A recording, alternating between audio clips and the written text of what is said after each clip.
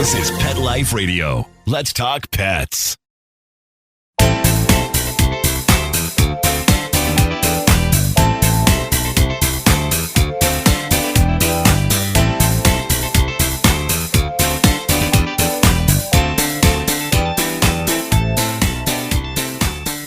Welcome to Covered in Pet Hair, a boozy web show for pet lovers on Pet Life Radio.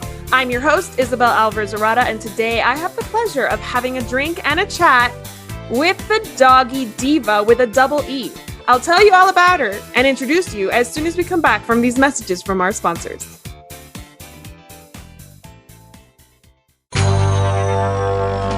It's DesignerPetSweaters.com. Hand-knitted designer sweaters for your precious pup or cool cat. Beautiful couture patterns for your pets, including custom-knitted formal wear, casual wear, yachting, and even sports-themed. Many designer pet sweaters include feathered tammy hats, top hats, and a lot of sparkle.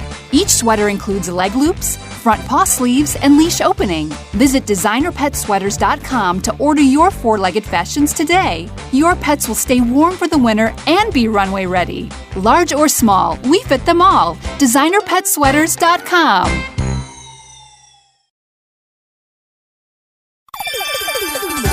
Let's Talk Pets on PetLifeRadio.com.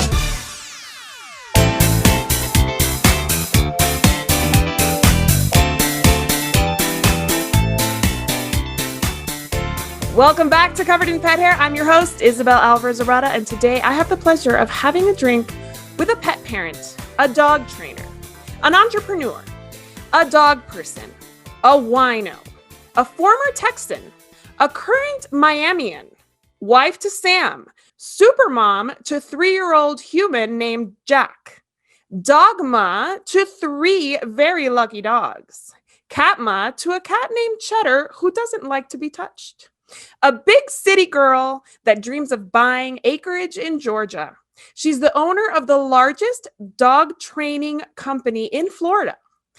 Doggie Deeva with a double E, Dee Hoult. Welcome, Dee. It's so good to have you on the show.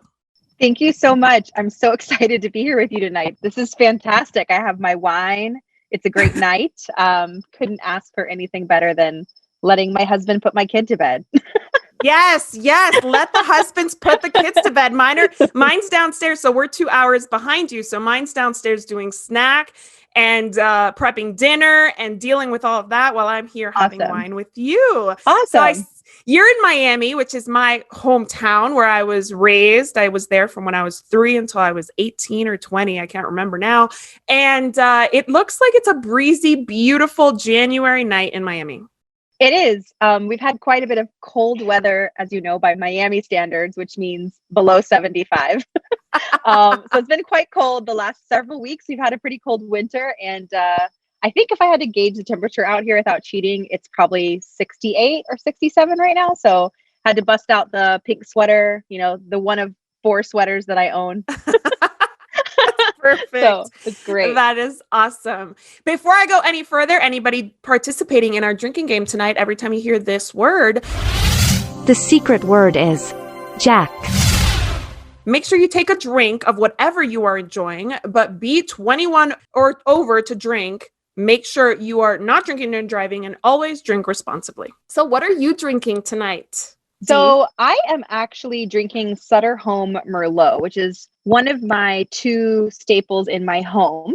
I buy the little box with like the 6 individual glasses of the Sutter Home because my husband is not a wine drinker and my mom is not a drinker either. So it's just me and I have no one to drink wine with, especially now because of COVID. So I found myself this year and then late in 2020 switching from my staple, which is usually my Menage a Trois red blend, which I could share with everybody, to my single serve Sutter Home Merlot.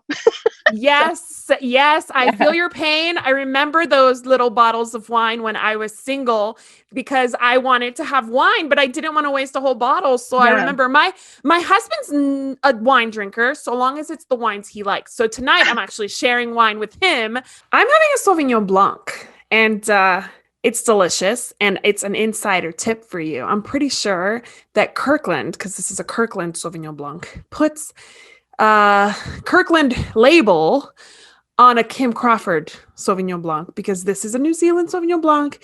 It tastes a lot like Kim Crawford, but it's way cheaper. So just so you know, maybe you can do a taste test, but I'm pretty sure I'm onto something here. So Awesome. Insider tip, when you go to Costco, get the Save yourself. Kirkland Sauvignon Blanc. It's absolutely awesome. And Chris is enjoying it. Maybe not, hopefully not too much because he's got the kids and I'm enjoying it. So cheers. Thanks for being on the Cheers. show. It's so Absolutely. nice to finally meet you. Yeah. It's nice to have a glass of wine with somebody. Yes, exactly. That's the whole point of this show. I Is love that it. we get to call this work, right? Yeah. Yay. So you and I have a mutual friend. So you're living in Miami. I grew up in Miami. The reason I know Dee is because we have a mutual friend who went to high school with me, but is also in the pet care industry. So I know a little bit about you, even before you told me all about your family dynamics, because I always interview my guests before I interview them. But I've heard a lot about you, and I've heard that you and our mutual friend Flavia Berti of Equipaws Pet Services in Miami, you guys share some wine every once in a while, or before COVID you did. We do. And actually, I was going to say probably the only person that I've had wine with in 2020 was Flavia because she lives in my neighborhood. And she's one of the few people that I've gotten the pleasure to continue seeing regularly as we, again, kind of isolate from people because I've needed some extra runs for my dogs and other things. So, you know, yes, she's my professional that my company not only recommends to a lot of our customers, but she's my pet sitter as well because I trust her wholeheartedly. So I've been lucky enough to get to see her and, of course, Tom and have some sushi and wine in a social distance patio setting. So that's been nice. That is awesome. When I was in Miami for a while in 2018, she and I had a weekly date and we usually did Indian food, but it was way before yum. COVID. Yeah, it was way before COVID and we had so much fun and we always talked shop. And it's basically kind of like the idea of this show, but we're doing it virtually. So thanks for joining me. I always start the show with a game. And because I know you're the super mom to Jack, you're a 3-year-old human, and you have 3 dogs of your own, and you've probably trained thousands of dogs at this point. Mm-hmm. Yep, correct. Yeah. So I want to play thousands. So I want to play dogs versus kids. And I want to know who is easier to train on certain behaviors. I already love this game. We haven't even started yet. And I love this game. All right. So first one, who's easier to train? Dog versus kid, potty training. Dog. Dog 100 times over. All right, next one. Who is easier to train? Dog versus kids, sharing with others. I think that's a tie. Yeah, they're both bad. Yeah, it just depends, you know. I mean, I guess it comes down to early socialization and training, but I'd have to say both equally as hard. Okay. Next one. Respecting personal space. Dog versus kid. Who's easier to train? Dog. Dog, for sure. Really? That gives me comfort because I'm having a personal space issue with my toddler and my baby. He either beats on her or like squeezes her real hard or like grabs her cheeks real hard. And I'm like, is this normal? So I guess little kids have a hard time with personal space, huh? Yeah, I mean, I find it difficult to keep my son off of me, you know, but then again, you kind of like it. It's like that double-edged mom sword, right? Like you love that they're all over you and you can kiss them and hug them, but then you're also like, okay, I've had enough. Like time to go where you got to go. For sure. I totally hear that. All right. Dog versus kids. Who's easier to train in regulating their emotions? That's a tough one because at some point children are going to grow up where mentally the dog won't, right? So if we're saying dog versus toddler, then I'd say dog. But then there comes a point, right, where humans as a species are easier. So I don't know. I think probably dog for a little bit and then it switches to human. Very good. I love that insight. All right. Next one. Dog versus kids. Who's easier to train in polite behaviors? I think it's a tie. Actually. Yeah, it's a tie because I have no hesitation in telling expecting parents when I'm giving my dog and kid safety lectures at a couple of our local hospitals here that training your kid needs to start like from birth. Like as soon as they can see you and they're aware and their vision has kind of sorted itself out, that's when training your human has to start. So I feel like using my dog training techniques, I've have my son trained pretty well. And I find that it's the same. You know, he's really polite, he's very aware, but I'm also a very proactive pet parent and I'm a very proactive human parent. And I think that plays a big role in success on both ends. So I actually think it's exactly the same. It's equal. Not any harder, one or the other. Very good to know. Obviously, I did not do a very good job of starting training the toddler early on enough. Because I'm having and we have the dynamic of the jealousy with the sisters. So like, Gotcha. I don't know. I think my dogs were easier to train in polite behaviors, but I don't know. I used to use hot dogs to train them, and I can't exactly give hot dogs to the toddler as treats. All right. Last one. Dogs versus kids. Who is easier to train in using their indoor voice? I guess dogs. Yeah, I guess dogs. Dogs, because small humans really don't develop impulse control till they're like between 9 and 11. So dogs. Yes, I love it. And the reason I'm going to enjoy this so much is because I have all these questions and I know that you have the perspective of a dog trainer and a parent. Yeah. So how long have you been dog training? So I've been dog training since I was a little girl, but I claim professional status starting in 2006. That's when I really decided I was going to go down the path of becoming certified and being a professional dog trainer and behavior consultant. But I actually today, I wish I could have brought it to show you because I have it right now and it's just like right over there. I was going through some stuff in my dad's shed in their backyard, and I came across the original newspaper clipping from 1987. I was 5 years old. Okay, and I can send it to you in case you want. Oh my gosh, I would love to see it. Yes. And it's me and my dog Babe, and we're on the front page of the community section of like the Austin American Statesman because we won a pet tricks contest. So I've been training dogs since I was about 5, and I've always loved doing it. And I thought it was so much fun to train them all sorts of tricks. And it was a hobby until I decided to be a professional at it. But yeah, I've been training dogs a long time. Were your parents dog trainers, or was that just kind of something that happened? I think it was just something that happened as a result of being an only child. You know, I didn't have any siblings to play with, and we had quite a bit of property in Texas, so lots of space to run around. And you know, responsible pet ownership has come a long way. So my parents they're part of the statistic, like where you don't get your dog spayed and neutered and then they have a litter and then you have like 10 dogs and it's a 10 dog party, you know? So that was like my childhood with all these dogs. So I had a big audience to train to a variety of things. And it was just fun for me. That is so interesting that you should say you were an only child, because the only other dog trainer that I've had on the show, my former business partner, Beth Wary-Acker, who has been a dog lover forever, is also an only child. Interesting. Yeah. So that was like her playmates were the pets in the house. Absolutely. Yeah. And I had a lot of pets, not just dogs. My dad never permitted me to have snakes because he didn't like snakes, but I've had everything, birds, gerbils, iguana, turtles, everything. Growing up. That is so cool. That is so cool. So do you think that being a dog trainer has made you a better parent? Oh, absolutely. 100%. I think parenting, as far as the care that you give children, comes naturally and instinctually, right? Like I think every mom or parent worries that when they have a kid that they're not going to know what to do because there's not a manual. And you hear that a lot. And so a lot of it is instinct driven, but no doubt having trained the amount of dogs that I've trained using positive reinforcement. And that's really the differentiating factor, right? Because if I was a trainer, at least I believe this, that was a bit more heavy handed or still using traditional methods, I don't think my parenting journey would be going as well as it's going. And so the fact that I train the way I train for as long as I've trained is what's made me a very effective parent so far. I truly do believe that knowledge of training and behavior in positive reinforcement and operant conditioning has equipped me to be proactive and get ahead of the game with training Jack.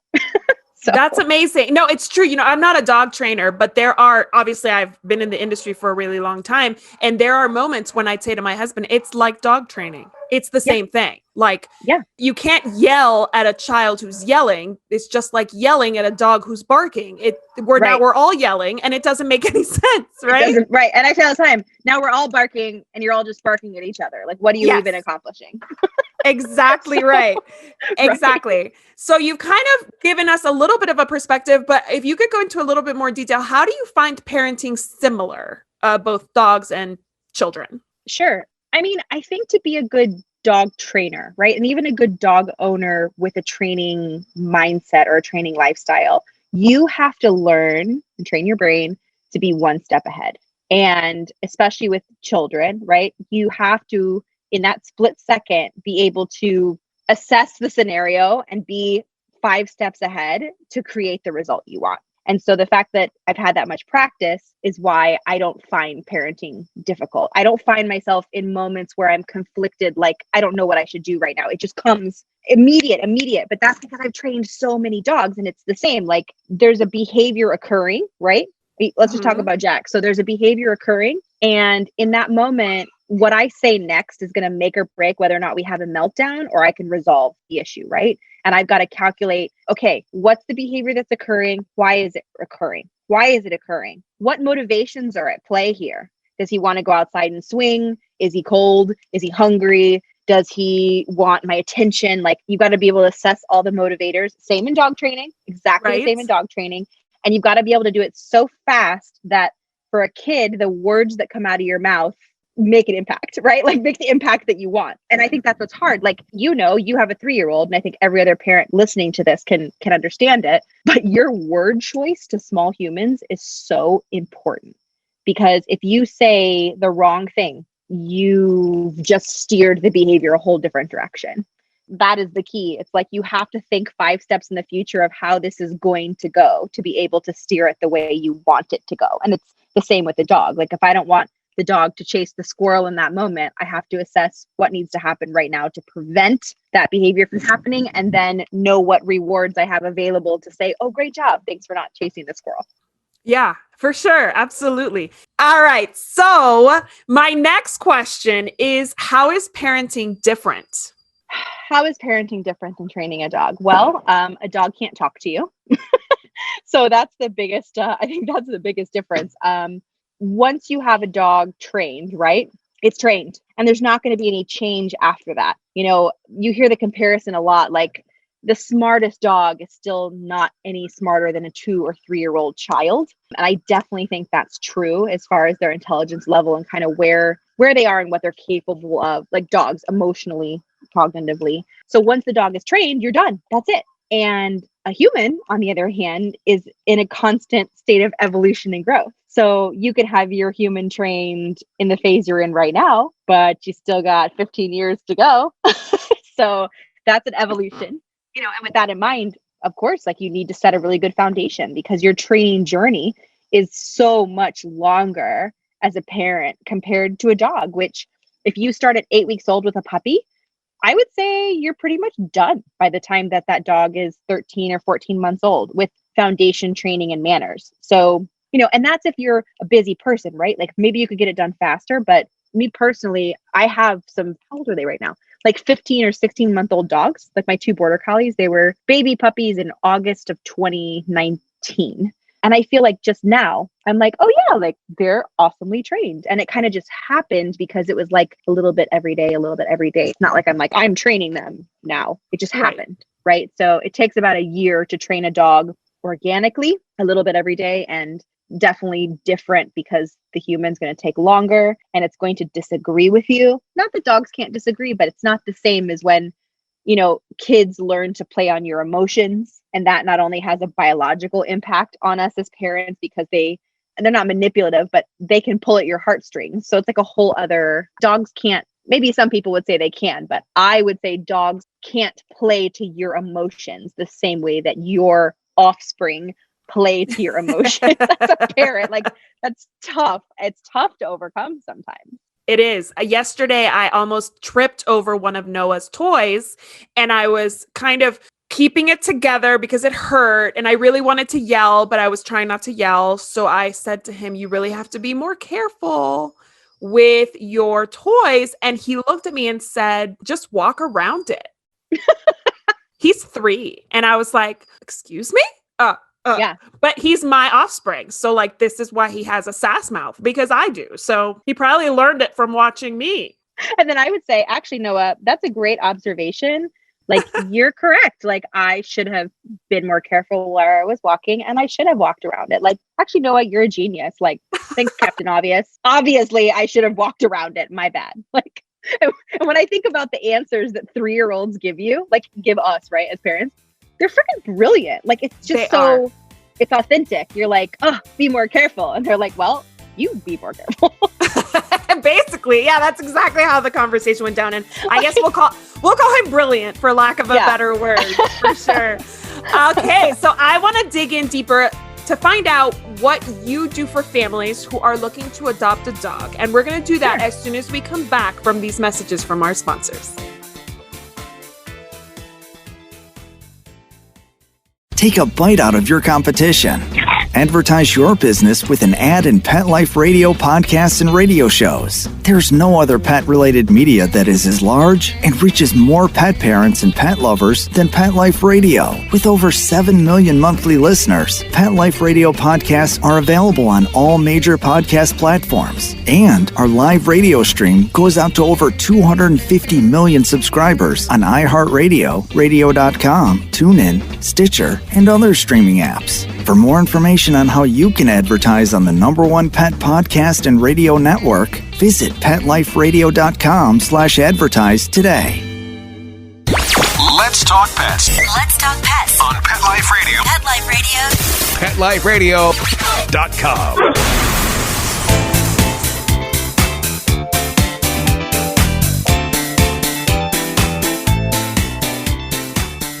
Welcome back to Covered in Pet Hair. I'm your host, Isabel Alvarez-Arada, and today I'm talking to Dee Hoult, who calls herself the Doggie Deeva with a double E. And by the way, it took me a really long time to actually catch why it was Deeva. And then I was like, wow, that's perfect. And it was just because I saw it written. But when you even said to me over Messenger, it's with a double E, I was like, okay, that's cool, whatever she wants. But then I realized it's her name. So yes. Yay. So Dee, I was told that you help families as a consultant when they're looking to adopt a pet. So I want to play a second game with you.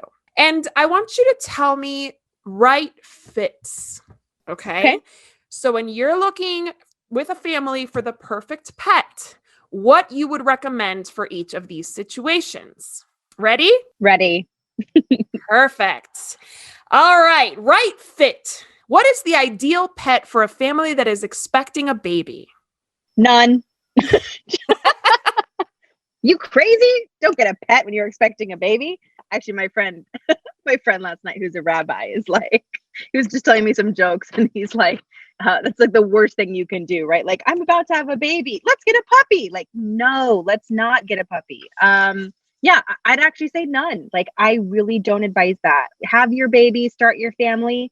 And I think once you have a toddler, that's a fantastic time to get a puppy, because we do want to get our puppy or kitten, for that matter, socialized with our child. And so it is important that we have a young dog to raise with all the sounds and the noises and the touching and just the enthusiasm that comes with toddlers. But I think it's just people get in over their heads if they try to get a pet at the very beginning of parenthood. So I guess it's a common theme, because again, the last time I interviewed a dog trainer, she said the same thing. Puppies are the best thing to start with when you have young children, because they're going to be more amenable to the craziness that is a young child. Yes, absolutely. And the thing is, it's difficult. Like, that's very difficult to do. And I think it's a big undertaking to raise a toddler and a puppy at the same time. But as far as safety to your child in the long term, you have to do it. You have to do it. If you're going to have a family dog with your kids, it benefits you to suck it up, buttercup, and raise the puppy with your kid. Yeah, that's hard. But don't do it if you have a toddler you're expecting and then you get a puppy. That's insanity. Don't do that. Yeah, don't do that. All Please don't right. do that. So, what is the ideal pet for a family with a special needs child? Oh, that's a great question. You can't go wrong with a retriever. I really, as a class of dogs, I would say any of the retrievers. They have such stable temperaments. When you think about what they were bred for, they're meant for hunting, right? And so they're not noise sensitive, right? They're not noise sensitive. They're not touch sensitive.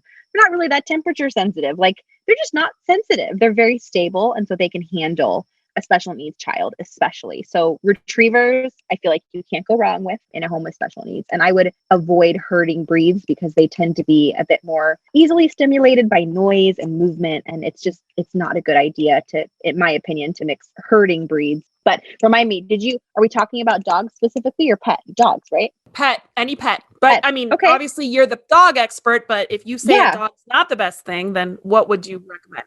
I love bunnies. I absolutely love bunnies. I think more people should experience having a bunny if they're not yet sure they want to jump into having a cat or a dog.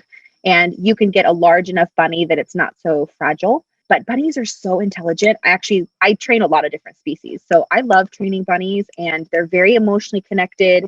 They bond with their people very deeply. You can litter box train them. So I think if, as a parent, you have a special needs child and you maybe don't want to commit the time to a dog or a cat, a bunny could be a really good choice. So don't overlook bunny. That's very cool. Okay. So ideal pet for an empty nester. It just depends what their activity level's like and their lifestyle.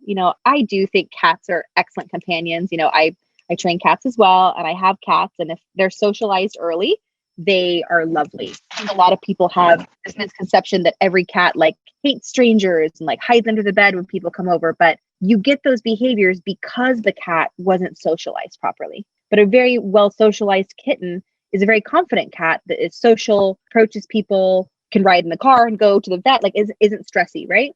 Cat's definitely easier than a dog. You don't have to walk it. So I think there's an age component there too. But an empty nester, maybe a fresh empty nester, their kids just went to college, maybe they're still young enough that they want to keep up with a dog. So in that case, I would say it's up to you whether or not you wanted to get a puppy or maybe a rescue or an adult dog. But I typically recommend an adult dog because then you don't have to deal with the puppy phase. Yeah, the puppy phase is not fun. I'm not a puppy person. I love an old dog. And to me, the next time I have a dog, I have 3 right now that are older. But the next time I have a dog, I have a feeling it's going to be at least 7, and it's going to be a smaller breed, and it's going to be a dog that I can travel with, so that Absolutely. Yeah. And I'm not an empty nester. Obviously, I have a 3-year-old and a 10-month-old. It's going to be a while before that happens. All right. So how about the ideal pet for a graduate student? Ooh, well, if their landlord is cool, then I say take advantage of the fact that you're young and active and can keep up, and you're a jogger, runner. Get yourself an active dog. I know there's a lot of rescue groups out there that are always really hesitant to place a rescue dog with a college student or a graduate student. I've had my own nonprofit rescue for about 3 years now, and I'm the opposite. I'm like, oh, you're in your early 20s, let's do this. Because by the time you get to 40, you're probably not going to be, everyone's different, right? Flavia is happily jogging around the block, probably right now while we're on this call together, Yes. right, with a dog somewhere, and she's rocking it. But I don't have the stamina anymore at 40 to want to be jogging, exercising a dog.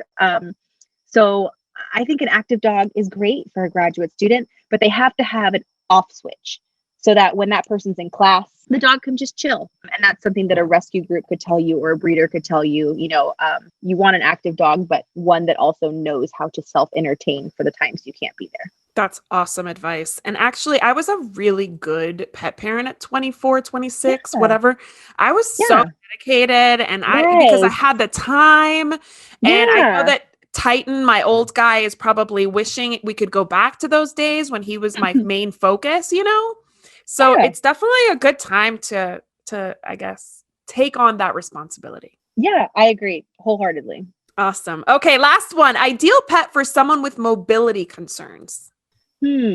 Well, yeah. I mean, I think a pet that's low maintenance in terms of care. So cat, bunny, a bird, if that's your thing. I mean, as a hobbyist, I've had a saltwater aquarium for a long time. So that's a good pet too. I love a good reef aquarium, and you can always hire someone to maintain it for you if you're not able to do that mobility wise. So I think you've got a lot of options on that front. But yeah, unless you have a really chill dog, maybe an older dog, a dog may or may not be the right fit for that person. But cat could be great.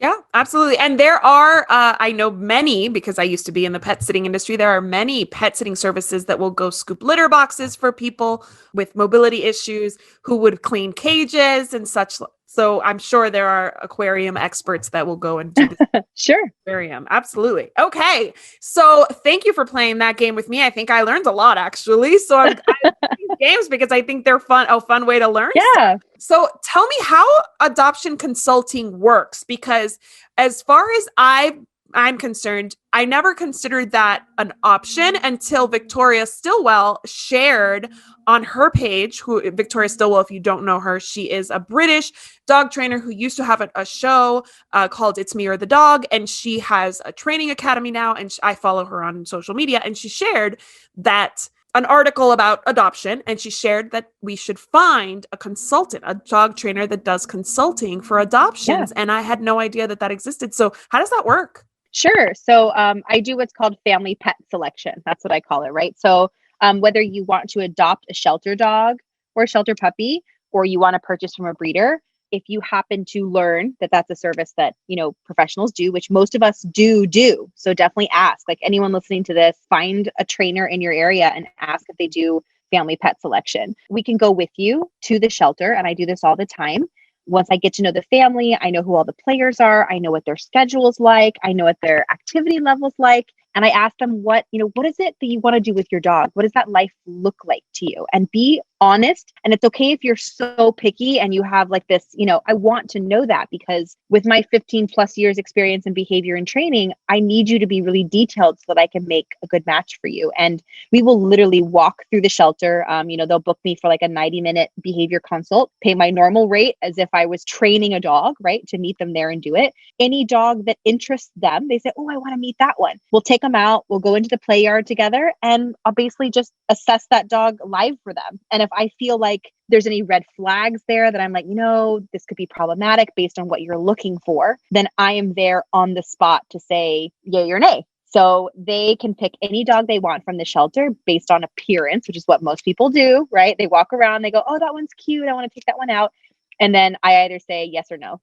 So with me there, they can narrow down the pool of shelter dogs that they want to pick from, or rescue dogs they want to pick from. And then the decision's really up to them, because unless I say no, then they can pick whoever they choose. So they still get a lot of choice. Is that 90-minute consultation enough usually, or do you need multiple ones if there's just not the right pet at the shelter that day? Yeah. I mean, if they don't find the dog they're looking for, then they could, of course, hire me again to go back out. But I also have clients that they get a lot of education from me being there with them, that they don't need me to go back out the second, third, fourth time they go look for a dog, because now they go, oh yeah, like the fact that, I was touching his body and he shied away, that's a negative indicator that he's going to, enjoy hugging from my children, right? Like, so I provide enough education in that 90 minutes that they may not need me to go again with them to be able to determine best fit.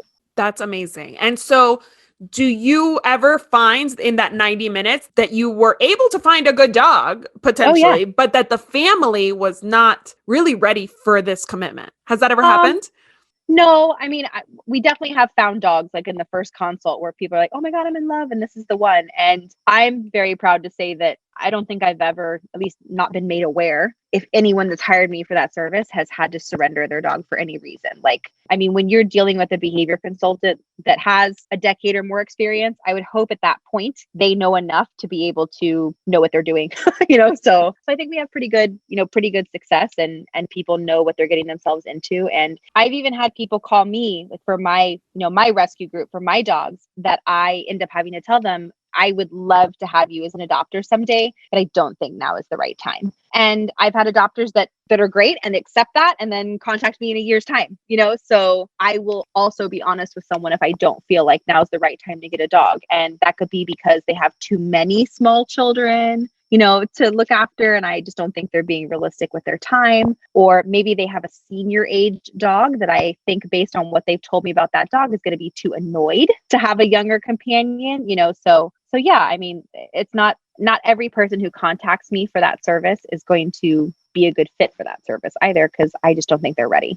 That's perfect. That's amazing. And do you mind telling me about how much that service costs, just so that our listeners can kind of get an idea of the value involved? Sure. I mean, depending on your area, because prices of dog trainers vary, right? Depending on your area, like my rate here in Miami is $250 an hour for consulting. But I would say, depending on where you are, you could be paying anything from $85 an hour to maybe $175 an hour based on who you get. So, right. Yeah. I mean, you're going to the shelter, you're spending your time there, you're taking time away from all your other clients. So obviously it's a premium service, but this is a huge commitment, right? So it's a 10, 12, 15, 18-year commitment. So it's worth the $250 to $400, whatever you may end up spending, because you'll get the right pet according to somebody who's studied the science and who's studied the behavior and knows what red flags to look for. Well, and then you won't have to spend that money in behavior modification training. Like, even with my own, because that's very costly, right? So a professional like me, I'm credentialed in behavior consulting, which is different than obedience training. Like, there's different types of dog trainers, right? And I'm all of it just based on the length I've been in the industry and what my own goals were for my own certifications, right? So I kind of have one of the higher level certifications to be able to deal with some pretty serious behavior. So with that in mind, if you end up adopting a dog from a shelter, sight unseen, and you're like, I love that one because he's yellow and I'm bringing him home and it's great. I mean, it could cost you thousands and thousands to hire someone like me to try to help your family fix it. And I hate to use that term, but that's kind of what we're dealing with, right? But you could spend $250 to $400, like you said. And based on my experience, I could say, yeah, you're not going to have to do any behavior modification with that one. Go take a $200 obedience class somewhere and you're set for life, Amazing. That's so good. And that is noted, because I'm going to do that the next time I'm in the market for a pet. Most dogs just find me. Most pets just find me. I'm that person that they just show up at the door. But if ever I proactively seek out a pet, I am going to call you and consult virtually, because I know you do that. So tell me, how can our listeners and our viewers, how can they get in touch with you? And do you work with people virtually? Sure. So my company definitely works with people virtually, and I will do virtual consults, again, for some higher level behavior cases that maybe need my expertise. So I'm never above, with my time and resources, getting on a Zoom call with somebody and their trainer, right? That might say, hey, I really want a more experienced behavior consultant to help me with this case. Like, those kind of things I'm willing and happy to do. So I have an Instagram account. It's Doggie Deeva with a double E, Deeva. So DoggieDeeva.